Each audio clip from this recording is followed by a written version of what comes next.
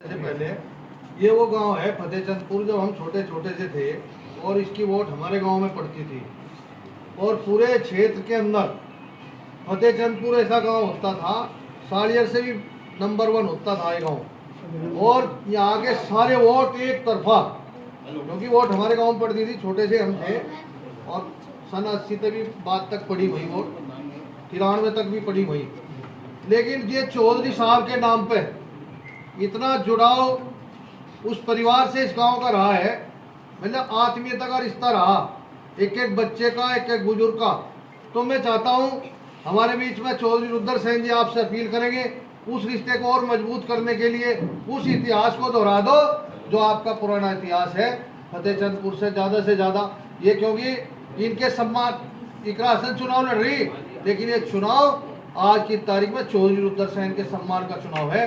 आपने देखा भी होगा किस प्रकार से राष्ट्रीय अध्यक्ष जी ने बुलाया लखनऊ में, कितनी सम्मान के साथ जरा सी नाराजगी प्रकट की थी भाई ने, और उस नाराजगी को दूर करने के लिए, नहीं तो नेता बहुत है और भी उत्तर प्रदेश के अंदर, हमारे भाई को किस प्रकार सम्मान देने का काम किया।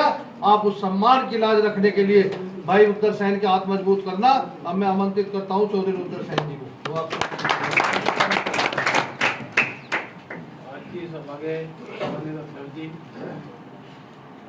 उपस्थित हमारे बड़े भाई राणा जी,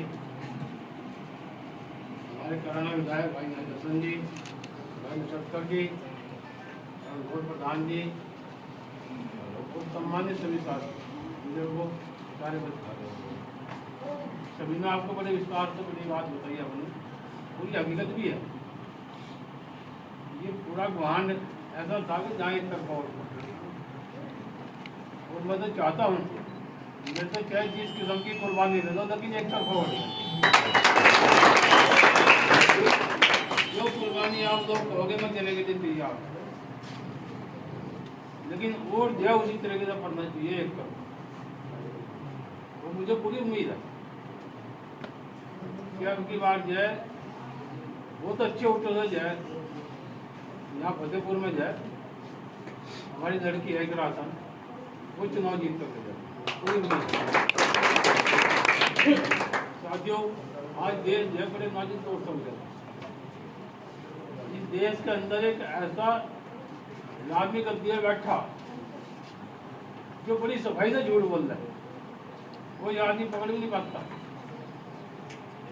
वो सबसे पहला कहता है कि बताओ मैं तो बड़ा झूठा, इस देश में कोई है या नहीं है कोई तो बड़ा झूठा? कोई नहीं है, दुनिया में नहीं, पूरी दुनिया में उससे बड़ा झूठा कोई है नहीं। मैं बड़ी सफाई से बोल रहा हूँ।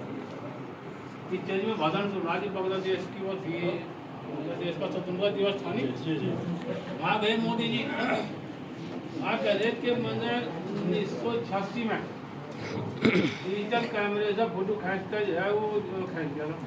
डिजिटल कैमरा बनाया 1991 के बाद में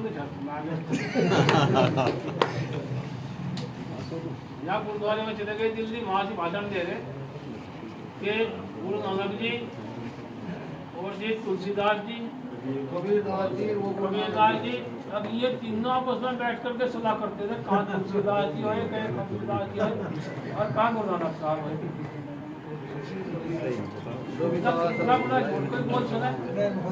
हमारे सरदार भाई खड़ी उन्होंने बतावा कब कबीरदास जो है 12 बज रहे हैं, 12 बज रहे हों।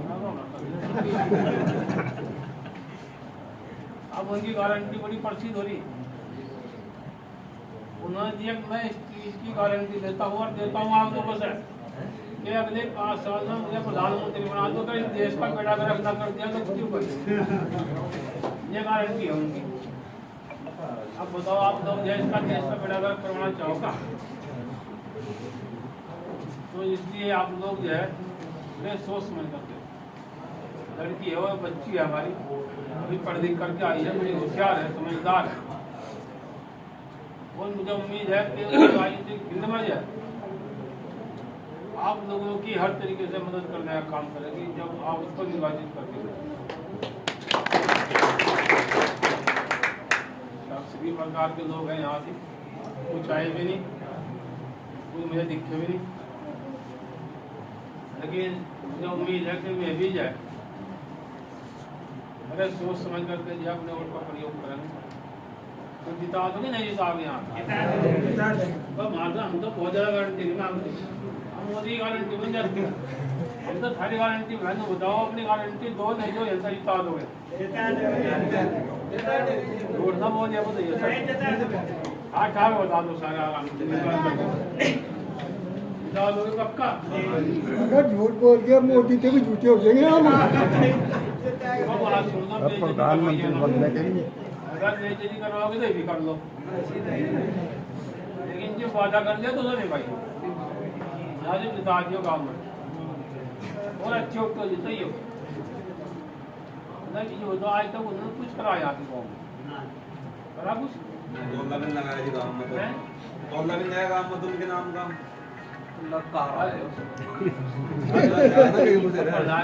पट्टे पुट्टे रहते जा रहे हैं और कहाँ तक रहते जा रहे हैं। अपने बच्चों को संभाल रहे वो कहीं यार दफ्तर कर दे वो बंद कर दे जब ये भगा दे दफ्तर करवा दे वो ये बंद कर दे करी तो और ये गाँव